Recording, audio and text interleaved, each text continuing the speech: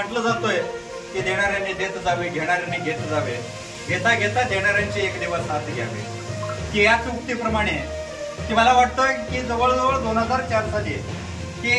याच्यापेक्षा विदारक परिस्थिती आमची निर्माण झाली होती की त्यावेळेस या ठिकाणी येण्यासाठी रस्ता नव्हता. मला वाटतं मी जवळजवळ त्यावेळेस 7वी 8वी काहीतरी होतो की गुरुशीदांडाने आम्हाला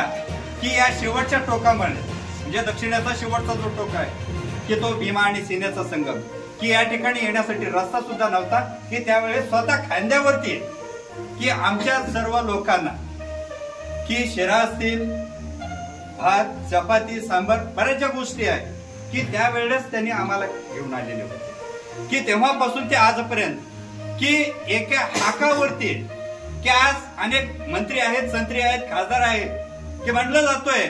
की फक्त तुम्ही सांगा आम्ही तुमच्यापर्यंत पोहोचू, पण आमच्या शेवटच्या टोकापर्यंत कोणी येत नाहीये. मी या ठिकाणी उत्साहाने सांगतोय की कधीही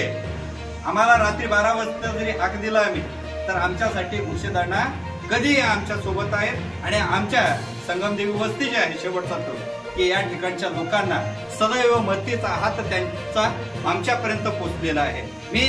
एवढं म्हणू इच्छितोय की मगाशी म्हटलेल्या उक्तीप्रमाणे की देणाऱ्याने देत जावे की याच उक्तीप्रमाणे की त्यांचे हात की त्यावेळेस ते एकटे होते, आज त्यांच्या सोबत की त्यांचा नातू माझे सहकारी मित्र सचिनजी लोबे आहेत की त्याचबरोबर लोकसेवेचा सर्व स्टाफ की लोकसेवे स्टाफ जो आहे लोकसेवा विद्यामंदिरातील सर्व शिक्षक, मुख्याध्यापक, शिक्षक, शिक्षकेतर कर्मचारी की त्यांचा कौतुक. आज शिक्षकांची भावना आहे कधी एकदा शाळा सुटतो, कधी एकदा मी घरी जाऊ, पण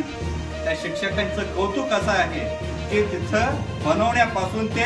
शेवटच्या टोकातील सर्व लोकांना की त्यांनी त्यांच्या हाताने की त्यांना वाढवून त्यांना जेवून की त्यांची परिस्थिती जाणून की ते शिक्षक या ठिकाणाहून जातात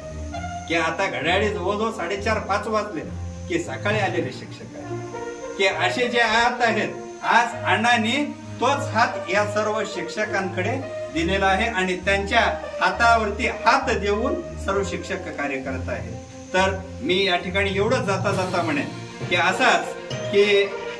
आमच्यावरती हा जी अवकृपा झालेली आहे तर निसर्गाने हा अवकृपा थांबावं आणि सदैव लोकांना सहकार्याची भावना जो आहे तर तो ठेवावं आणि आमच्या सर्व संगमदेवी वस्तीतील सर्व लोकांना की आपण उपासाचे असतील की जेवणाची जे मागील जवळजवळ 3-4 दिवस झाले की आपणाला